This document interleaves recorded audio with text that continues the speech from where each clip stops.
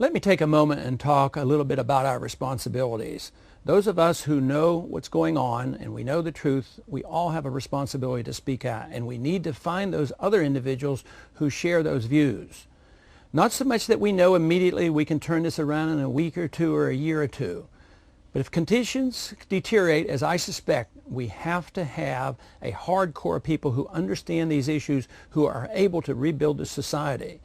But if we did the right things, of course, there would be minimum rebuilding, and of course, that is what I'm fearful of, is that we won't turn it around quickly enough.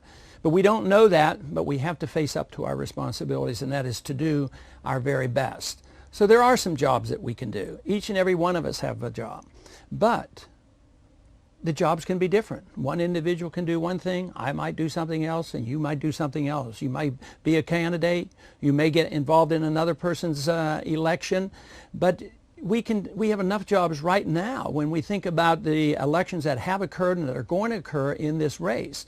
The caucus system is still going on. Just because there's a caucus meeting and then there's picking of delegates and going to conventions, every state has laws that are different. It's hard for us to keep up with every single issue.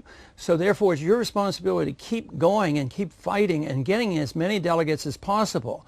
Even though it doesn't look like it will be a law convention, we may well end up in a position where we can play a vital role. So we need everybody to stay engaged and stay active and not be disillusioned to think this is all over. I mean, we've spent a whole year, we've invested all this time and money and energy and all the volunteer work, so we can't drop the ball right now. We have to continue this process. And there's every reason to believe that we can have an influence, one way or another. And one of the projects I have been working on in my mind, in my head, that I want to share with you, because I think we're at this point where we have to do something major. We know the shortcomings of dealing with the major media. Yes, I think we've had a decent shake because we at least got into the debates. They could have prevented it. We didn't get the even amount of time. And of course, we never got a fair amount of time on the evening network. But we still had enough time for people to look us up and go to the internet and actually kick off the campaign. But there's another thing that I think we ought to do. We ought to make a grand display. We ought to have a true march to show what our numbers are. And this is risky. Just as it was rather risky for us to put right on our website as the dollars were coming in, because if the dollars had not come in, we would have had to do what those other candidates did when they pretended they were going to have a money bomb, and they had to remove it rather quickly. But we didn't, because you fulfilled, the requirement and the dedication, and the money came in and it became exciting and a game, and the media noticed it. But a march on Washington could do the same thing. It could be very, very valuable. It could send a powerful message where the media can't ignore us. At the same time, if nobody shows up, it might mean that, maybe there weren't enough of us. Maybe we didn't have the energy. Maybe we didn't want to go to Washington. But others have gone to Washington, and people remember the grand rallies. So I am at a point where I think we have to make a grand stand. We have to stand firm and see where the numbers are and be counted and see if the remnant is there and see how big it is. We can never count the remnant, but we can certainly energize those who have been identified already. So for me, I'm sort of getting excited about this because I have talked with others and they say this is a great idea. And there's been so much good music associated with this campaign. There's no reason in the world why we can't do as well as some others have done in Washington.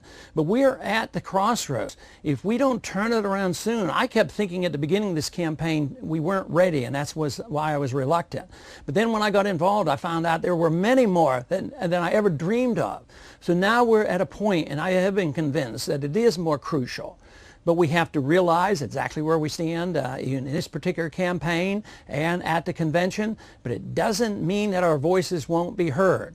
And if we do this right, and if we really have a grand rally and a grand march, and then there are question marks left with our nominees or potential nominees in September for the convention, then they will know that we can't be ignored. And I am hearing this daily from other members of Congress and around the country that, oh, please do this, please do that. Your guy's running against me. They're begging and pleading. So they know we are a force, and it's a growing force. So I'm throwing this out as an idea, and I hope everybody will join, because if it isn't an acceptable idea, there will be, no purpose in it, and it will not do us any good. But I happen to believe it can work and has to work. So if we want to really take a stand for freedom, take a stand that nobody can ignore us, to see what would happen if we really had this grand march on Washington.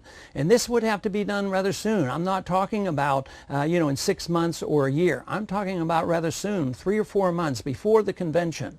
So hopefully we can put this all together, and hopefully I can get the enthusiasm from all of you, just as you have given enthusiastic support for this campaign already, both in the volunteer work as well as the funds raising end. So once again, I want to thank you very much for tuning in and paying attention and listening to this update. But there's no reason in the world that we should back off. This is a time to march forward. Thank you for listening.